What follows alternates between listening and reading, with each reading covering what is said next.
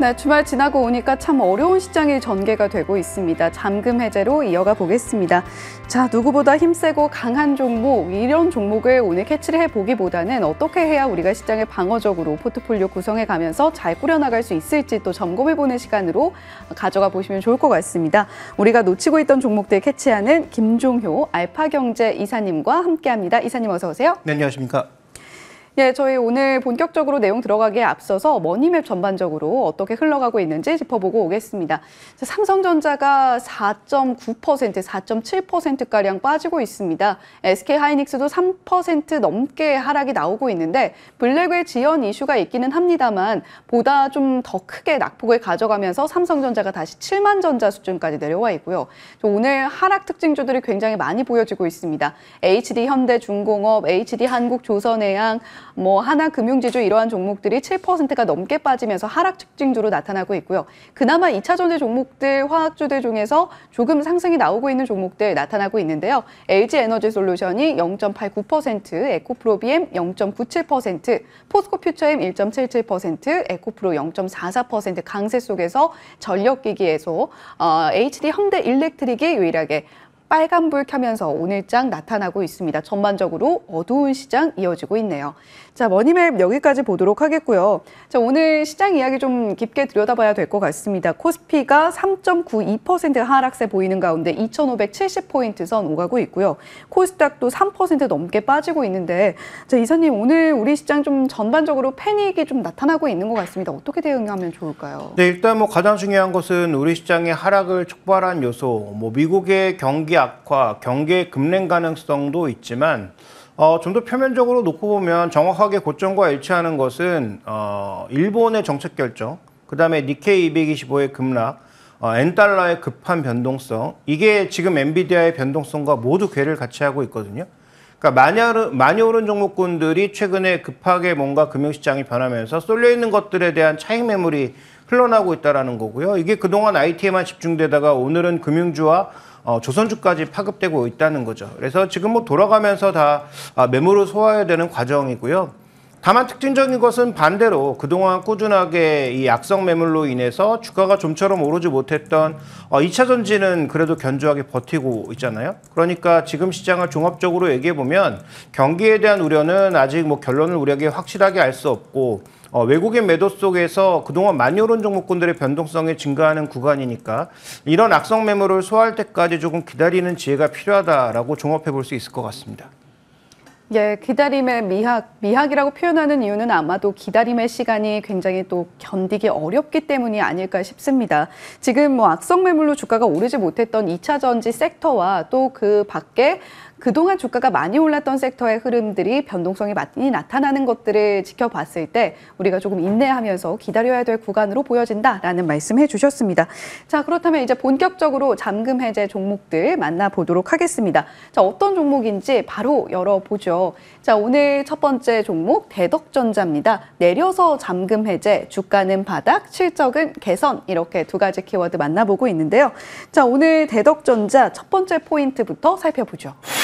네, 이 종목의 핵심 포인트, 그 다음에 제가 이 시간에 드리는 종목이 정답도 아니고 항상 맞는 것도 아니지만 제가 말씀드리고 싶은 핵심 포인트는 주가가 비교적 저렴하다면 그러면 반전 요소가 있는지 점검해보고 투자의 가치가 있는지 점검해보자라는 게 제 지론인데, 그래서 말씀드렸던 종목이 올라가기도 하고 내려가기도 하지만 이 종목의 지금 핵심 포인트는 바로 여기에 있다. 주가가 왜 빠졌는가의 핵심 포인트라는 거죠. 보시면 2022년도에 실적이 저렇게 늘었고 23년도 계속 늘어날 거라고 봤는데 이게 이제 폭락했다는 거죠. 메모리가 이제 증설을 하지 않고 축소에 들어가면서 재고 조정에 들어가면서 메모리 쪽 실적이 바닥으로 내려앉았고 비메모리 쪽도 예상한 것만큼 늘지 않았고, 그 다음에 MLB는 기존 수준을 유지했지만 크게 늘기 어려웠고 FPCB도 지금 줄어들면서 결국은 이 종목의 실적이 줄어들었던 게 주가 조정의 요인이라고 봐야 됩니다. 그런데 최근에 삼성전자가 최근에는 주가가 조정을 받고 있습니다만 삼성전자 주가가 왜 올랐죠? 이제 가동률을 올리고 그다음에 추가 증설을 하고 ESSD를 포함한 레거시가 좋아지고 있다는 그런 뉘앙스를 풍기고 있지 않습니까? 그렇게 본다면 지금의 주가 하락은 알겠다, 왜 내렸는지. 그렇다면 반전의 요소가 있는가가 핵심 포인트인데 저는 뭐 반전의 요소가 생기고 있는 것이 아닌가 좀 이렇게 판단하고 있습니다. 네, 주가가 부진했던 것은 앞서서 김종효 이사님께서 살펴주셨던 실적의 흐름을 통해서 저희가 체크가 가능했습니다. 자, 그렇다면 저희가 두 번째 포인트 바로 짚어볼 텐데요. 두 번째 키워드는 하반기입니다. 반전의 가능성이 있을 것이냐 그 부분을 우리가 집중해서 보자라는 말씀을 해주셨는데 하반기라는 키워드는 그에 근거한 거겠죠? 네, 그렇습니다. 지금 이제 그러니까 재고를 소진하고 있다는 거죠. 앞서서 있는 전방업체들이 재고를 소진하고 나서 이제 다시 새로 만드는 그런 사이클로 들어가고 있다라는 거고, 이게 뭐 당연히 뭐 블랙엘이 뭐 지연되고 여러 가지 이유로 인해서 생각했던 것보다 덜 늘어날 수는 있지만 큰 방향에서 보면 여러 가지 신제품들이 대고 올라온다. AI PC라든지 그다음에 새로운 휴대폰 모델들이라든지 이게 많이 팔린다고 얘기하는 게 아니에요. 새로운 모델들이 나오면서 그 새로운 모델들에 들어가는 제품들 중에 하이엔드 제품들에는 FCBGA 같은 고부가 가치 제품들이 들어간다는 게 핵심 포인트고요. 준비대행에서 보시는 것처럼 FCBGA나 DDR5와 관련된 패키지 기판들이 2분기까지 줄어들었다가 3분기부터는 조금씩 늘어날 가능성, 이걸 이제 얘기를 하는 거죠. 그래서 이 대덕전자는 뭐 다 아시는 것처럼 기판 기업이니까 기판이 들어갈 수 있는 여력이 생겨야 되는데 휴대폰도 새로운 제품들이 늘어나고 AI PC가 들어오고 그다음에 DDR DRAM이 전반적으로 좋아지는 모습을 보이고 있다는 관점에서 우리가 지금의 포인트를 잡아볼 그 이유가 있다. 이렇게 좀 말씀드리겠습니다. 예, 두 번째 키워드 하반기였는데요. FCBGA나 DDR5 같이 고부가가치 사업군에서 하반기에는 좋은 퍼포먼스 우리가 기대를 해보면서 실적에 숫자가 찍힐 가능성도 함께 볼 수 있지 않겠느냐라는 키워드 하반기로 제시를 해주셨습니다. 자, 마지막 포인트까지 저희가 짚어보면 좋을 텐데 마지막 키워드는 밸류에이션입니다. 지금 주가 위치는 어느 정도로 보면 좋을까요? 네, 하이닉스가 조정받고 있는 뭐 여러 가지 이유가 있지만 저는 결국 주가가 많이 오른 것이 조정의 가장 큰 이유라고 보거든요. 근데 네. 대덕전자는 실적이 안 좋았으니까 당연히 주가가 오를 리가 없었고 그다음에 전반적인 지금 PB밴드가 거의 바닥에 붙어 있는 상황이고 오늘 이제 하락한 주가를 반영하지 않았으니까 더 낮아진 상황이라는 거죠. 그러면 이 종목이 그래도 나름 실적이 성장했던 종목이 작년에 실적이 푹 주저앉았다가 올해 다시 실적이 일정 부분 회복할 걸로 예상을 하고 있는데 그러면 뭐 전고점 부근인 2배 수준까지는 어렵겠지만 적어도 평균 라인이라고 볼 수 있는 한 1.7배 정도는 충분히 하반기에 가능하지 않나라는 판단이죠. 그래서 이게 주가가 이미 뭐 선반영해서 많이 올라서 부담스럽다면 이 시간에 말씀드릴 이유가 없겠지만 지금 악재를 반영하면서 그다음에 호재는 전혀 반영하지 않으면서 주가는 바닥 수준에 있단 말이죠. 뭐 물론 지수가 여기서 계속 뭐 푹푹 꺼진다면 뭐 같이 빠지겠지만 뭐 그럴 가능성은 저는 낮다고 보고 있기 때문에 그런 관점에서 본다면 대덕전자처럼 하반기 실적 개연성이 열려있는 종목에 대해서는 낮은 가격에선 관심 가지고 분할 매수에 들어가야 된다라고 판단하고 있고요. 적정 밸류에이션을 PB 1.7배로 본다면 29,777원 정도가 되는데 뭐 그 가격은 조금 뭐 그러니까 러프하게 한 3만 원 정도 PB 한 1.7배를 목표가로 잡으면 저는 지금 구간에서는 뭐 비교적 높은 수익률을 기대할 수 있다라는 관점에서 분할 매수 관점에서 접근해도 좋지 않은가 이렇게 보고 있습니다. 네, 물론 지수의 영향은 조금 받을 수 있겠습니다만 주가가 상당히 또 조정이 나오는 가운데에서 앞으로 하반기에 반등 가능성 이런 부분들을 전반적으로 고려했을 때 상당히 매력적인 구간으로 보여진다라고 말씀을 해주셨습니다. 이에 따라서 목표가 3만 원 잡아보시면서 분할 매수로 접근하시는 것이 유효하겠다라는 관점으로 대덕전자 내려서 잠금 해제 첫 번째 종목으로 만나봤습니다. 자, 두 번째 종목들 바로 이어가 보도록 하겠습니다. 이번에 살펴볼 종목은 바로 KT입니다. 역시 내려서 잠금 해제, 방어주 매력을 주목할 때라는 키워드 저희가 체크해보면 좋을 것 같은데요.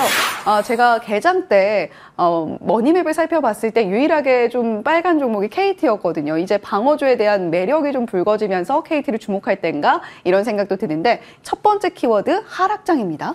네, 일단 하락장에서 방어주가 방어를 하는가? 합니다. 다만 뭐 시장이 내리는데 끝없이 올라간다 이런 건 아니고 덜 빠진다 내지는 잘 버틴다 정도로 봐야 되겠죠. 그래서 뭐 현금 가지고 있거나 채권을 사는 게 더 나을 수도 있지만 뭐 준비된 그림을 보시면 하락 구간에서의 낙폭은 항상 비교적 작고요. 그다음에 최근 들어서는 오히려 시장 조정 구간에서 외국인 매수와 함께 주가는 더 올라가는 그런 모습을 나타내고 있는데 자, 이 종목이 지금 뭐 실적도 비교적 견조할 뿐더러 주주환원을 더 끌어올릴 수 있다는 그런 기대감이 나타나면서 다른 종목 대비해서는 뭐 비교적 수급도 그렇고 견조한 모습 보여주고 있죠. 다만 외국인 수급이 빠르게 한계를 채워가고 있기 때문에 통신주는 법상 49%가 매수의 최대 한계점 아니겠습니까? 그러다 보니까 추가적으로 살 수 있는 여력은 줄어들고 있는 건 사실이지만 그럼에도 불구하고 일단 외국인 기관들의 전반적인 매수가 유입되고 있고 상대적으로 지수 대비해서 강하게 버티고 있는 그런 양상이니까 높아지는 그런 가치를 고려한다면 뭐 지금 구간에서 꼭 주식을 선택할 때 일정 부분 포트폴리오 내에 편입할 수 있는 그런 방어주 성격으로서도 일단 매력이 있지 않나 첫 번째 포인트를 말씀드리고 싶고요. 이건 뭐 제가 6월 5일인가요? 4일인가 그때 한번 이미 말씀드리면서 어느 정도 언급했던 종목입니다. 그래서 지금 이렇게 시장이 좀 더 어려우니까 이런 종목군들도 한번 좀 봐야 되지 않나라는 차원에서 다시 한번 말씀드리고 있습니다.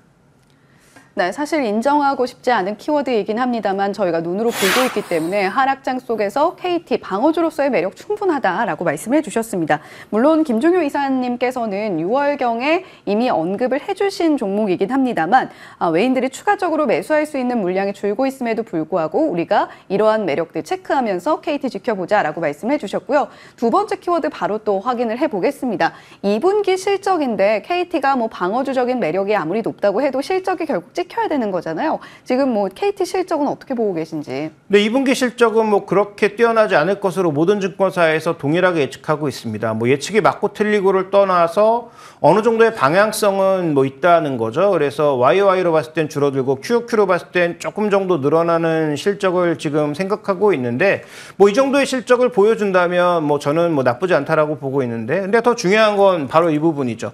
2023년도 대비해서 급격히 올라가는 주주익 환원 규모가 제가 보기엔 더 포인트다. 그래서 뭐 자사주 매입이라든지 뭐 소각이라든지 그다음에 추가적인 배당의 확산이라든지 이런 것들이 일정 부분 더 일어날 가능성이 높고 어떻게 보면 상반기 가장 주가가 많이 올랐던 대표 업종 중에 하나가 또 금융주와 보험주인데 금융주와 보험주 핵심 포인트도 결국 주주환원을 늘리면서 주가가 올라온 거잖아요.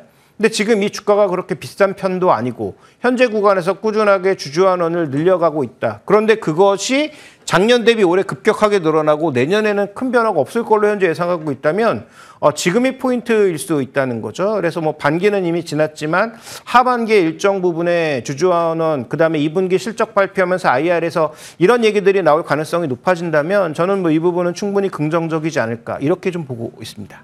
예, 하락장 속에서 지켜볼 만한 방어주로서의 성격을 가지고 있는 KT 2분기 실적이라는 키워드 속에서는 사실 실적에 대한 기대치 자체가 높지 않았다라고 말씀해 주셨습니다. 오히려 매력적이었던 것은 주주 이익 환원에 대한 기대감인데 이러한 부분들까지 함께 챙겨보면서 KT 주목해보자라는 말씀해 주셨고요. 세 번째 키워드는 어떤 키워드인지 바로 확인해 보겠습니다. 목표가인데요. 자, 그렇다면 KT 목표가는 어떻게 좀 잡고 가면 좋을지. 네, 6월 달에 이제 설정했던 목표가가 44,000원이었는데 그게 이제 밸류 기준으로 봤을 때 PR로는 이제 비교적 좀 높은 위치로 왔죠. 그런데 저 높은 위치로 와봤자 뭐 그 과거 고점을 크게 넘은 상황은 아니고요. 그다음에 최근에 뭐 B2B 쪽의 실적이 개선되고 있다라는 점도 살펴볼 필요가 있겠고요. 그래서 지금 이게 PER, PBR이 바뀐 것 같은데 PBR도 과거에 이제 고점 수준이었던 뭐 한 배 수준 정도까지 저는 도달할 가능성이 있다라고 판단하고 있고 PE 관점에서도 지금 현재 뭐 주가가 상단까지 올라봐야 뭐 시장 평균도 안 되는 그 정도의 수준이니까 그러면 이 기업이 2분기에 뭐 비교적 약한 실적을 찍었지만 이것을 주주환원으로 방어하고 하반기에는 늘어나는 클라우드라든지 아니면 B2B 쪽의 실적으로 일정 부분의 커버가 된다면 우리가 배당주, 방어주의 성격도 있지만 일정 부분 매출도 성장할 수 있는 기대가 생기는 거죠. 그래서 통신 쪽에서는 추가적으로 이익이 늘어날 가능성은 낮지만 B2B 쪽에서 이익이 일정 부분 올라온다라는 점과 주주환원이 늘어난다라는 관점에서 현재 비교적 저렴해 보이는 주가는 저는 뭐 반전의 요소가 충분히 있다라고 보고 있기 때문에 목표가는 6월 22일인가요? 그때 제시했던 44,000원을 그대로 유지하도록 하겠습니다. 예, KT 가격적인 매력이 충분히 있는 종목들 우리가 지금 이러한 하락장에서 꾸준히 챙겨가줘야 될 텐데 그러한 관점에서 우리가 하반기 클라우드 쪽에서의 확장성과 또 그러한 부분에서 찍힐 수 있는 매출 가능성까지 염두에 두면서 지켜보자라는 관점으로 목표가 44,000원 제시를 해주셨습니다. 자, 네, 계좌의 답답함까지 풀어줄 잠금 종목들 함께 만나봤고요. 자, 오늘 도움 말씀 감사합니다. 알파경제 김종효 이사님과 함께했습니다.